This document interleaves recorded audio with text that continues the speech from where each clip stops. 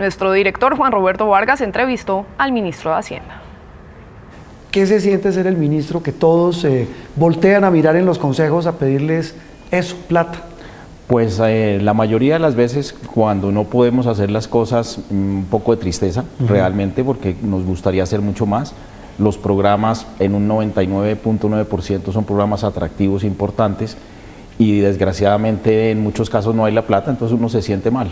¿Cómo hace uno para compaginar en un país con tantos problemas y tantas necesidades eso, un presupuesto que es limitado, que no alcanza?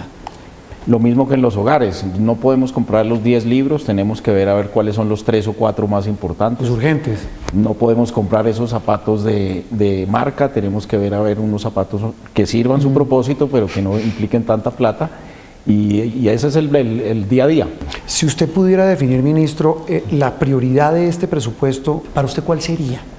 Lo reflejan las cifras, es la educación. Tenemos la parte más alta del presupuesto, tanto en funcionamiento como en inversiones, para 40 billones, algo más. 43 billones de pesos, y es la prioridad número 1. ¿Por qué el gasto de funcionamiento es tan alto frente a lo que se gastan o lo que se destina para inversión, ministro? Vamos a recaudar en impuestos un estimado de 158 billones. Sí. Esos 158 billones se tienen que gastar en 3 cosas de manera absolutamente irrevocable. Las pensiones de los colombianos pensionados, que nos van a costar 43 billones. El sistema general de participaciones, que es las transferencias que por constitución y se dispone que el gobierno central traslade a los municipios, distritos y departamentos. Eso nos vale otros 43 billones. Sí. Y finalmente tenemos todo el tema del pago de intereses de nuestra deuda, y eso nos cuesta otros 30 billones. Pesos más, pesos menos, de los 158 billones, en esos 3 rubros ya se nos fueron casi 120. ¿En dónde apretaron más? ¿Dónde fue donde dijeron, mire, esto hay que echarle tijera? Son varios los rubros, pero siempre tratamos de priorizar el gasto de inversión, es decir, no reducir el gasto de inversión con respecto a lo que hicimos. Vamos a gastar 40 billones en inversión, lo mismo que hicimos en el año 2019. Ministro, el tema de los aviones, ¿se puede comprar aviones de combate? No tenemos ninguna otra opción. Los aviones de la gama alta que tienen nuestra Fuerza Aérea, ¿no? De los aviones de la combate. Fuerza Aérea, los aviones de combate pues ya son muy viejos, ya toca ir a los anticuarios para comprar las piezas. Los CAFIR, sí, ya no. Sí.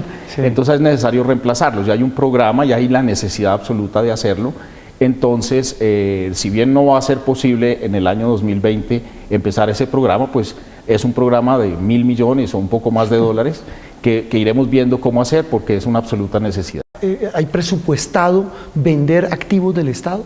Sí, le decía que teníamos, para financiar el presupuesto, teníamos los 158 billones de impuestos y los 25 billones de recursos de capital. Dentro de esos 25 billones de pesos no hemos tomado la decisión, pero ciertamente dentro de la gama de posibilidades está la enajenación de activos, ciertamente. Como dirían también en una casa, si toca echar mano de eso, pues se echa mano de eso, de vender, no sé, partes de Ecopetrol, digamos activos como ISA, otros que bien se podría echar mano para tratar de cuadrar las cuentas. La enajenación de activos es parte de esa familia 3, que es el mejor uso de los activos que tiene el Estado. Le cuento las cifras. Sí. El Estado tiene participación en unas 105 empresas. Las valoraciones preliminares, muchas se están perfeccionando, son del orden de 105 empresas. Acciones, propiedad minoritaria o mayoritaria, son 105. Muy desordenada la tenencia de esos activos.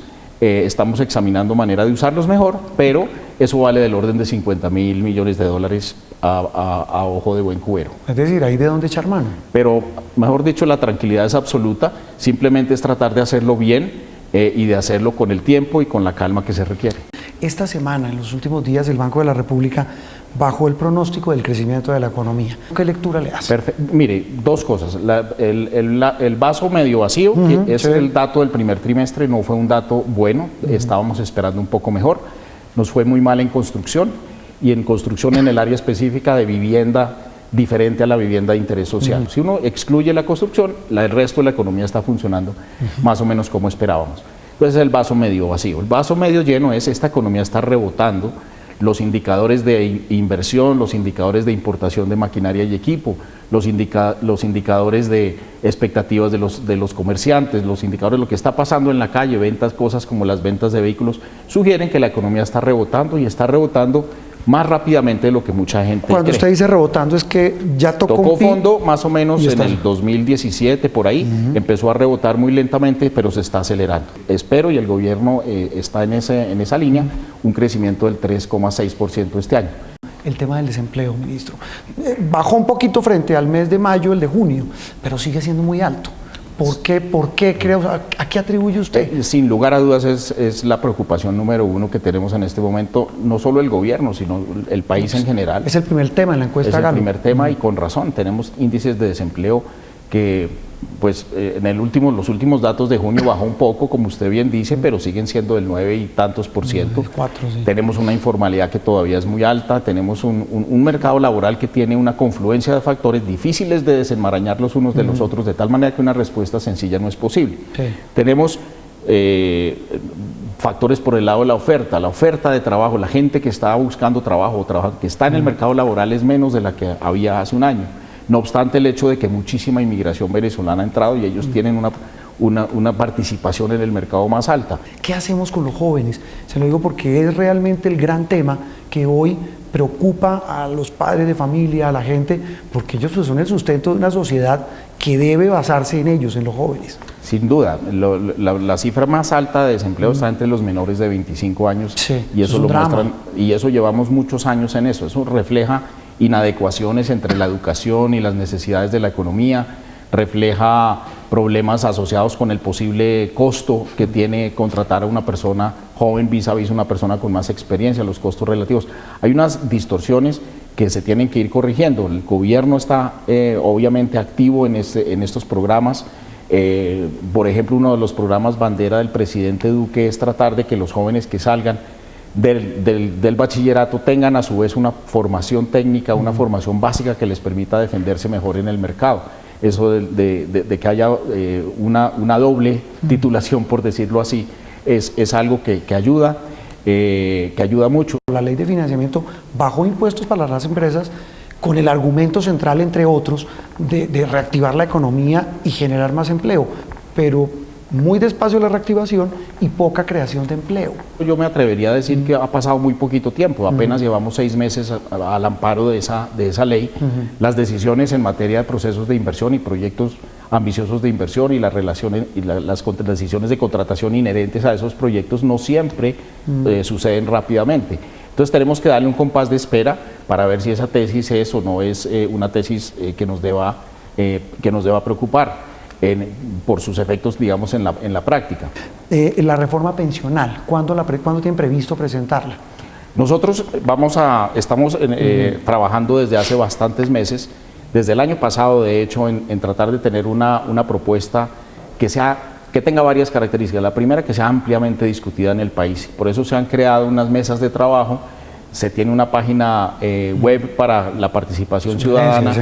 y ya ese ejercicio ha arrojado como 14 reuniones de ese estilo, técnicas, documentos que están disponibles para la ciudadanía que los quiera examinar, y lo hemos denominado protección de la vejez. Protección de la vejez porque vemos como el problema número 1A de Colombia el hecho de que solamente el 25% de las personas hoy en estar jubiladas, hombres mayores de 62, mujeres mayores de 57, tienen en efecto una mesada pensional. Si no hacemos algo importante en materia de la vinculación de muchas más personas jóvenes hoy a el régimen de protección a la vejez, vamos a tener un fracaso como sociedad dentro de 25 años. ¿Edad?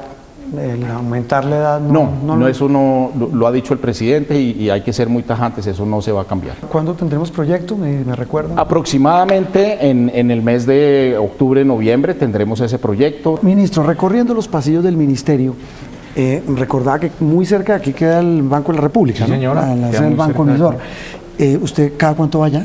Cada mes más o menos. A Junta, ¿no? A Junta, sí, señor. Que el gobierno es integrante de la Junta.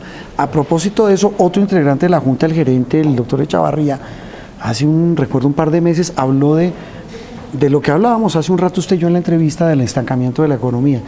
Y usted se puso bravísimo, ¿no? Se puso, no era así, que la cosa no era... Incluso habló de que la polarización era parte de de las causas de ese estancamiento. Y terminó teniendo razón, la economía no está creciendo como hablábamos hace un rato, como se preveía.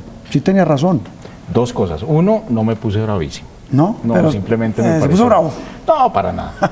No, para nada, yo muy rara vez me pongo bravo. Y segundo, la economía está rebotando mucho más de lo que él piensa. Sí. Y vamos a ver al final del año. Pero viene ahorita una calentura, ministro, y es la de la negociación del salario mínimo. Correcto. Del otro año. Ahí el gobierno, ¿qué piensa? ¿Qué cálculo tiene? El gobierno fue muy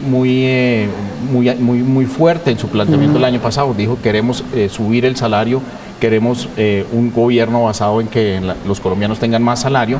Tenemos que hacer una revisión porque se hizo. Se subió 6%, como no se había subido nunca. Eso es algo muy importante y se necesita evaluar qué podemos hacer. Dado ese incremento fuerte del primer año, qué podemos hacer en el segundo, con cuidado. Eso cuando dice con cuidado es porque la propuesta va a ser como de no tan generoso. Vamos a ver, usted y yo lo hablamos ahorita, la situación del mercado laboral no es la más fácil del mundo. Existen economistas destacados que plantean que en la fase en la parte del mercado laboral de personas con menores ingresos, las personas de no calificados, ese trabajo no calificado, de pronto se vio adversamente afectado. Vamos a ver, tenemos que hacer los estudios.